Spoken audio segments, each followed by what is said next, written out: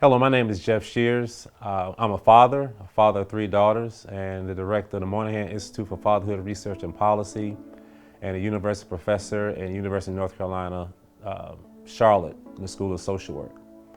My message today is the importance of intergenerational fathering. How did you learn what a father should be? What are your experiences in being a dad, and where did you learn those? Most of us don't take into account how important intergenerational fathering is that we learn how to father from our fathers. And until we sit around and really think about how we were fathered and how that translates into how we father our children, sometimes we don't make the connection. And so regardless if you had a super involved dad, or if you had a dad that had some things that were needed in his fathering, it's important to understand where did you learn how to father. And so I encourage you, as you begin this next generation of fathering, to take into account the things that you got from your dad. I often catch myself saying some of the same things my father said to me, and talking to my father and talking about how he was fathered. It's interesting that idea of fathering and being there and being supportive, and the way I father has been passed down from my grandfather, and the way I father my daughters. And so one thing I encourage you is to really think about what are some things that your dad left you in your fathering experiences, and that those things that he left you that you really cherish, that you want to pass on to the next generation.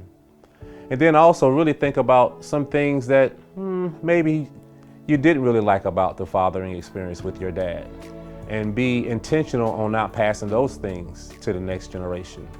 And then I also want you to think about what are some things that you want to leave your child in this fathering experiences, and be really intentional in making sure that your child has that experience. One thing we really don't talk about much is how impactful generational fathering is, because many of us are right in the now.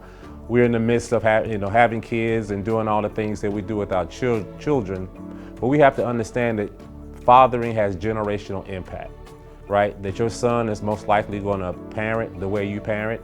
Your daughters are going to marry and feel comfortable around that kind of fathering experiences.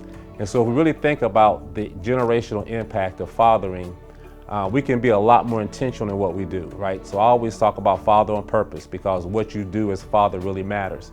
I've